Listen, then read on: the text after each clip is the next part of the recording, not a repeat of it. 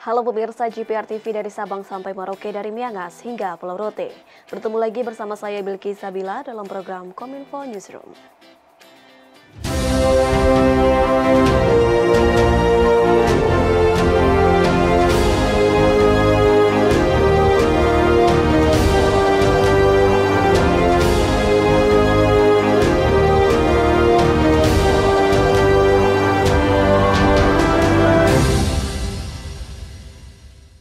Inilah Kominfo Newsroom selengkapnya. Pemirsa, Presiden Republik Indonesia Joko Widodo resmi membuka Pavilion Indonesia dalam acara Hannover Messe 2023.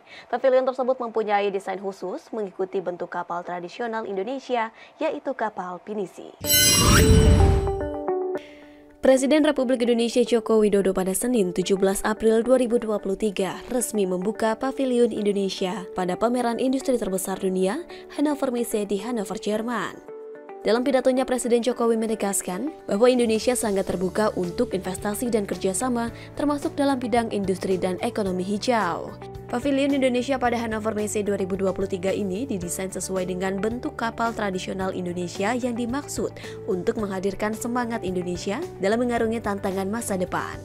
Pavilion Indonesia di Hannover Messe Fairground dengan luas area yang digunakan sekitar 3.000 meter persegi. Dengan mengusung logo layar pinisi dan tagline Infinite Journey, Hannover Messe 2023 diharapkan dapat menginspirasi dan mendorong peserta untuk merangkul peluang tak terbatas. Presiden juga menyebutkan percepatan transformasi Indonesia akan berkontribusi bagi bangkitnya ekonomi kawasan dan ekonomi global.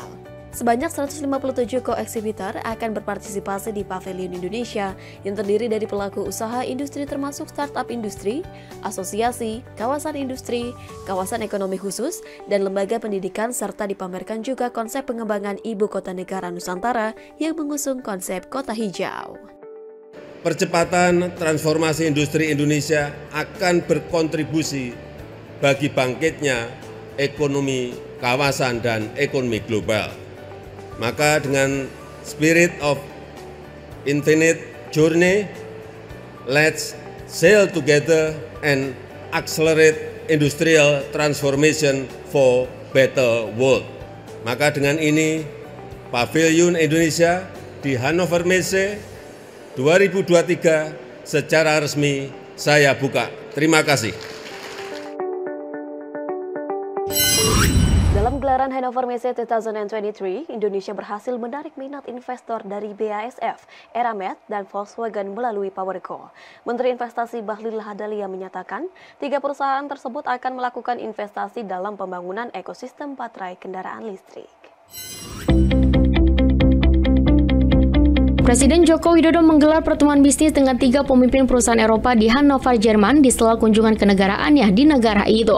Menteri Investasi atau Kepala BKBM Bahlil Lahadalia dalam keterangannya usai mendampingi Presiden dalam pertemuan mengatakan 3 perusahaan Eropa itu yakni BASF, Eramet, dan Volkswagen melalui PowerCo menyampaikan minatnya berinvestasi di Indonesia kepada Presiden. Menteri Bahlil menjelaskan nantinya BASF akan melakukan investasi di Maluku Utara dalam rangka pembangunan ekosistem baterai mobil yang kurang lebih investasinya sekitar 2,6 miliar dolar Amerika Serikat dan bekerja sama dengan perusahaan Prancis Eramet untuk menciptakan ekosistem baterai mobil dengan menerapkan praktik usaha yang memperhatikan faktor environmental, social and governance atau faktor lingkungan, sosial dan tata kelola serta menggunakan energi hijau. Sementara itu untuk perusahaan Volkswagen melalui PowerCo juga turut menyampaikan keinginannya membangun ekosistem baterai mobil di Indonesia, yakni melalui skema kerjasama dengan sejumlah perusahaan termasuk perusahaan nasional. Menteri Bahlil menilai hal tersebut merupakan momentum yang tepat untuk menunjukkan bahwa Indonesia secara terbuka memberikan peluang investasi kepada perusahaan di seluruh dunia.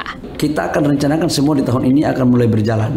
Tadi saya lihat Eropa sangat luar biasa sekali, tapi memang kita harus akui bahwa geng Eropa Amerika dengan sistem aturan mereka yang menghendaki untuk salah satu negara tidak ikut terlibat, saya pikir teman-teman sudah tahu itu sangat kuat sekali. Dan di sini sebenarnya peran Indonesia untuk memainkan sistem ekonomi bebas aktif. Kita berkawan kepada semua negara, tapi kita tidak boleh diatur oleh satu negara. Dan di sini esensi arahan Bapak Presiden tadi menyampaikan bahwa kita harus menjaga betul agar investor semuanya bisa masuk ke Indonesia dengan baik. Tapi satu hal yang saya yakinkan bahwa sampai dengan sekarang Bapak Presiden Jokowi itu sangat konsisten dan kontinu dalam rangka menjaga investor dari semua negara dan terutama bagian hilirisasi khususnya di ekosistem EV baterai. Informasi lainnya pemirsa, Kepala BPOM menggandeng Kementerian Komunikasi dan Informatika untuk men-takedown link produk pangan tanpa izin edar.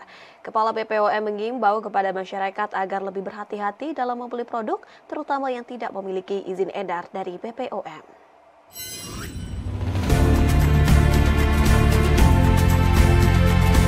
Badan Pengawas Obat dan Makanan menemukan 16.700 tautan di platform e-commerce dan media sosial yang menjual produk pangan tanpa izin edar, baik produk impor maupun produk dalam negeri. Kepala BPOM Penny Kalukito dalam konferensi persnya menyampaikan, adanya produk tanpa izin edar tersebut dinilai mampu memberikan kerugian secara ekonomi yang diperkirakan mencapai 47,9 miliar rupiah. Sebagai bentuk tindak lanjut nantinya, BPOM juga akan bekerja sama dengan Kementerian Komunikasi dan Informatika serta Asosiasi E-commerce untuk melakukan takedown link guna meminimalisir adanya penyalahgunaan produk pangan tanpa izin edar.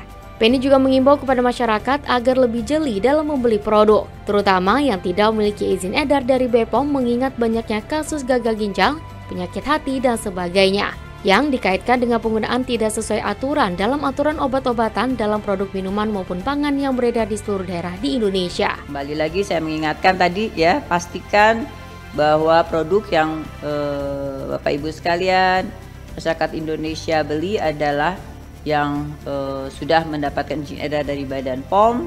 Hati-hati dengan produk impor.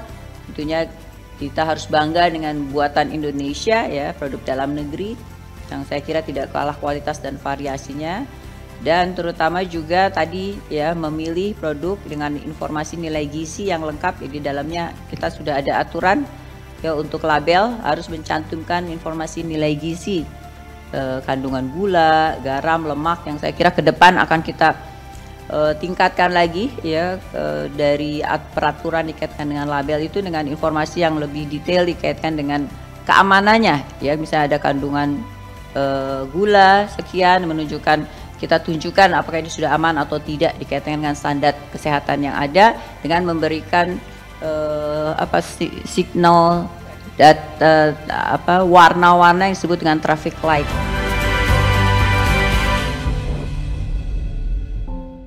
Menjelang momen mudik Lebaran 2023, Kementerian Kesehatan mengimbau kepada masyarakat untuk mewaspadai penularan COVID-19 subvarian Arcturus. Varian tersebut dinilai 1,5 kali lebih menular dibandingkan dengan subvarian Omicron.